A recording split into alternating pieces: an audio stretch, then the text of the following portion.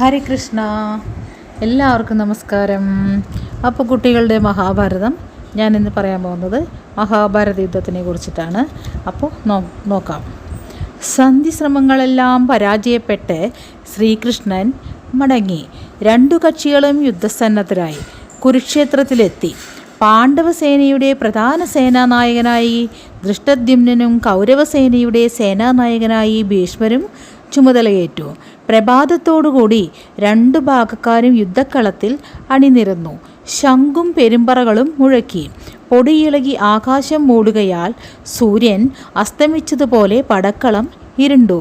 പ്രളയകാലത്തെ അലറിയിളകുന്ന സമുദ്രങ്ങൾ പോലെ ഇരുഭാഗത്തെയും സൈന്യങ്ങൾ ശോഭിച്ചു. യുദ്ധസന്നദ്ധനായി രഥത്തിലിരുന്ന അർജുനൻ കൗരവസേനയെ നോക്കിക്കണ്ടു. പിതാക്കന്മാർ, പിതാമഹന്മാർ, മാതുലന്മാർ, ശ്വശരന്മാർ, ഗുരുക്കന്മാർ, സഹോദരന്മാർ, സ്വാലന്മാർ, പുത്രന്മാർ, ഭാഗിനേയന്മാർ, ബന്ധുക്കൾ, സ്നേഹിതന്മാർ തുടങ്ങി ഏറ്റവും അടുത്തവരാണ് യുദ്ധത്തിനായി എതിരെ നിൽക്കുന്നത്. ഇവരെയാണ് കൊല്ലേണ്ടത്. അർജുനൻ തളർന്ന് തേർത്തട്ടിൽ വീണുപോയി. സാരഥിയായിരുന്ന ശ്രീകൃഷ്ണൻ അദ്ദേഹത്തിനെ ജനനമരണങ്ങളെക്കുറിച്ചും ആത്മാവിനെക്കുറിച്ചുമുള്ള സത്യം ഗീതോപദേശത്തിലൂടെ ധരിപ്പിച്ച് കർമ്മനിരതനാക്കി. അർജുനൻ ശ്രീകൃഷ്ണനിൽ നിന്നു ലഭിച്ച ഉപദേശങ്ങൾ കൊണ്ടും ആ വിശ്വരൂപം ദർശിച്ചും ധൈര്യത്തോടെ ആയുധമെടുത്ത് പോരാടാൻ തയ്യാറായി. അടുത്തത് ഭീഷ്മരുടെ മുന്നേറ്റം. യുദ്ധം ആരംഭിച്ചു. കൗരവസേനയെ നയിച്ചുകൊണ്ട് മുമ്പോട്ട് കടന്നു തുടങ്ങിയ മഹാരഥനായ ഭീഷ്മരെ അർജുനൻ എതിർത്തു. അർജുനൻ്റെ പുത്രനും ശ്രീകൃഷ്ണൻ്റെ ഭാഗിനേയനുമായ അഭിമന്യു കോസാലിതവനോട് നേരിട്ടു. കൗമാരപ്രായം കടന്നിട്ടില്ലാത്ത ആ കുമാരൻ്റെ യുദ്ധസാമർഥ്യം കണ്ട് എല്ലാവരും അത്ഭുതപ്പെട്ടു. ആത്മശത്രുക്കളായ ഭീമദുര്യോധനന്മാർ തമ്മിലിടഞ്ഞു. ദിനാന്തം വരെ യുദ്ധം നടന്നിട്ടും ഇരു കക്ഷികൾക്കും ജയമോ പരാജയമോ ഉണ്ടായില്ല. ഇതു കണ്ടറിഞ്ഞ ഭീഷ്മർ അതീവ പരാക്രമത്തോടെ പാണ്ഡവസേനയുടെ മധ്യത്തിലേക്ക് തൻ്റെ രഥത്തെ നയിച്ചു. ആർക്കും അദ്ദേഹത്തെ തടയാനായില്ല. അദ്ദേഹത്തിൻ്റെ രഥം പാണ്ഡവസേനയെ ശിഥിലമാക്കിക്കൊണ്ട് മുമ്പോട്ട് തന്നെ പോയിക്കൊണ്ടിരുന്നു. പാണ്ഡവസേന അണിമുറിഞ്ഞ് നാലുപാടും ചിതറി. ആ സമയത്ത് സൂര്യൻ അസ്തമിച്ചില്ലായിരുന്നെങ്കിൽ അന്ന് തന്നെ യുദ്ധം അവസാനിക്കുമായിരുന്നു. ഒന്നാം ദിവസത്തെ പരാജയം യുധിഷ്ഠിരനെ ദുഃഖിതനാക്കി. രണ്ടാം ദിനം പാണ്ഡവന്മാർക്ക് അനുകൂലമാക്കാൻ കൃഷ്ണനും അർജുനനും മുന്നിട്ടിറങ്ങി.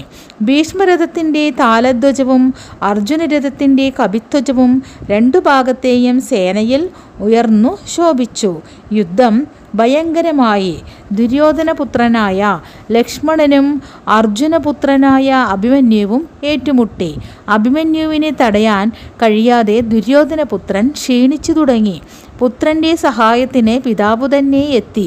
ഇതെല്ലാം കണ്ടുനിന്ന് അർജുനനും രംഗത്തെത്തി. അർജുനൻ്റെ വരവ് കണ്ട കൗരവസൈന്യം നാലുപാടും ചിതറിയോടി. മൂന്നാം ദിവസത്തെ യുദ്ധത്തിൻ്റെ ആരംഭത്തിൽ തന്നെ ദുര്യോധനൻ ഭീഷ്മരുടെ പക്ഷപാതത്തെക്കുറിച്ച് പരുഷം പറഞ്ഞു. ഭീഷ്മർ ഉചിതമായ മറുപടി നൽകിയെങ്കിലും അദ്ദേഹത്തിൻ്റെ മനസ്സിടിഞ്ഞു. തുടർന്ന് അദ്ദേഹം പാണ്ഡവസേനയ്ക്ക് വലിയ നാശം വരുത്തി. കൃഷ്ണൻ അർജുനനെ പ്രോത്സാഹിപ്പിച്ചു.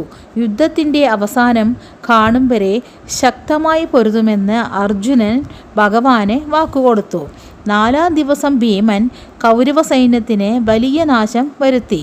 ഭീമനെ തടയാൻ ദുര്യോധനൻ ഗജങ്ങളെ അണിനിരത്തി. ഭീമൻ്റെ ഗദാഘാതങ്ങളേറ്റ് ആനകൾ വിരണ്ടോടി. അഞ്ചാം ദിവസം അർജുനൻ കൗരവസേനയ്ക്ക് വലിയ നാശം വരുത്തി.